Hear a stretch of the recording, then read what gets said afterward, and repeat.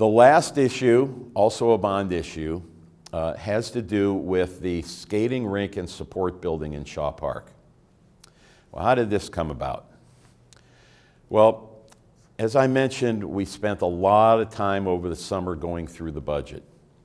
And something came up about the maintenance costs in Shaw Park that we were kind of scratching our heads about, and it turned out that we have spent almost $400,000 in the past 3 years alone on repair of the Shaw Park skating rink.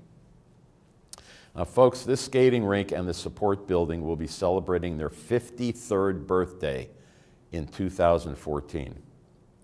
Now, I'd like to be 53 years old again, but that's a whole different story.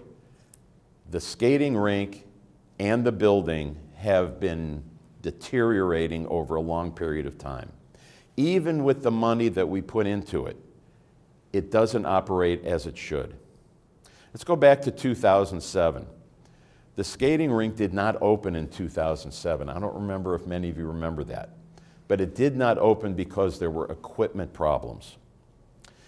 And the board at that time convened a group called the Ice Skating Rink Task Force and got citizen input and surveys done regarding the future of the skating rink.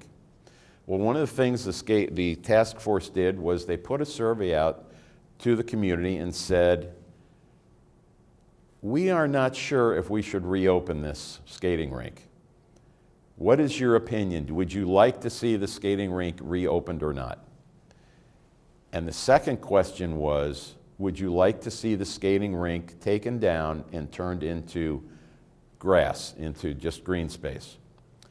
Well, the first question came back with a resounding 67% of the people said, the skating rink is part of our community, just like Millennium Park in Chicago and Central Park in New York. It's part of the culture. For 53 years, we've had Clayton residents, children who've grown up, who have skated at that rink, and it's part of our community. We want to keep it.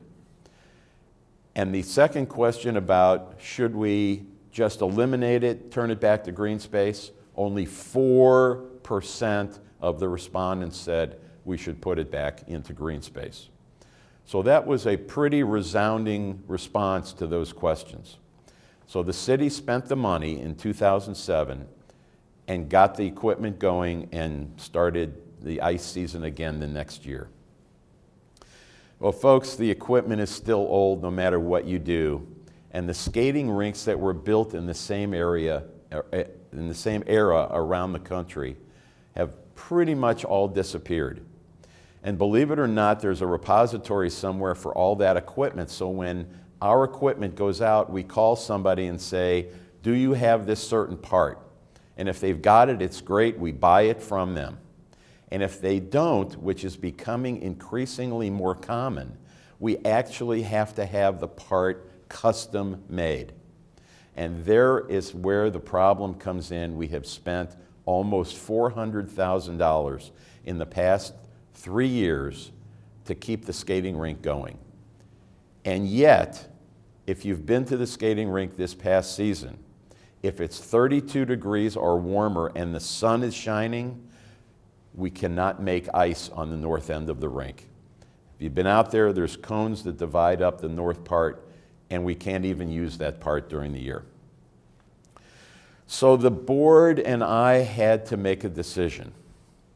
We had 3 choices. Do we continue to throw money at this project, at this skating rink? Do we let it go? What else do we do?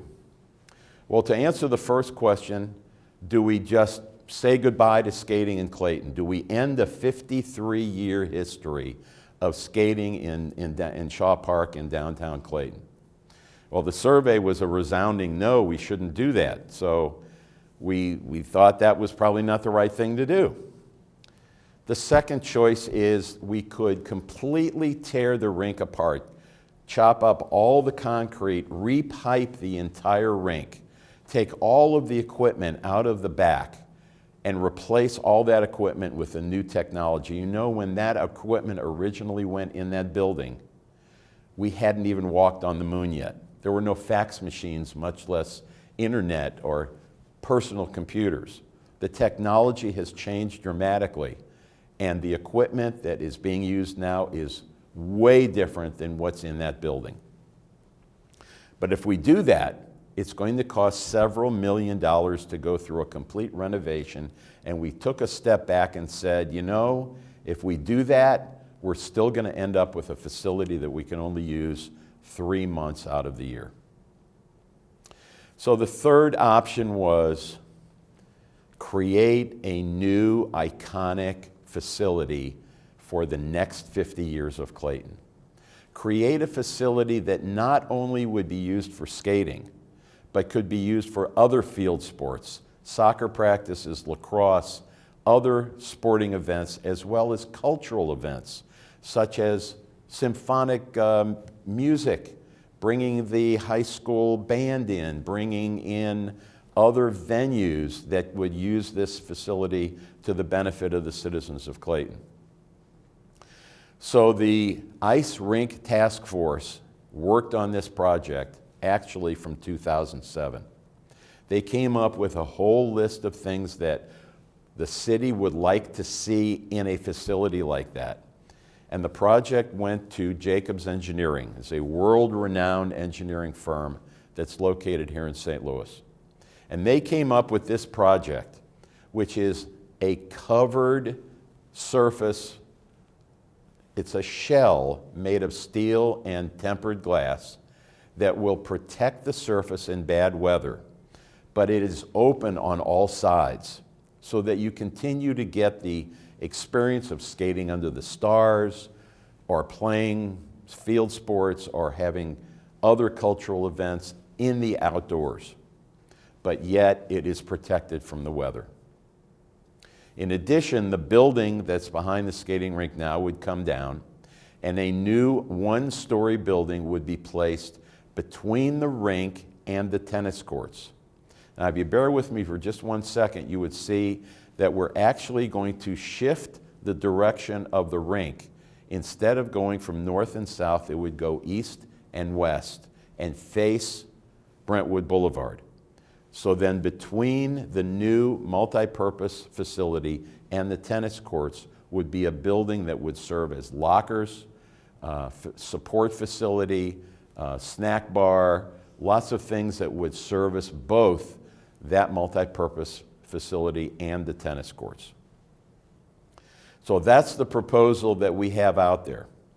If this does not pass, the board at some point is going to have to make some decisions about the facility, but we've been told by Jacobs Engineering that the life expectancy is quickly drawing to a close.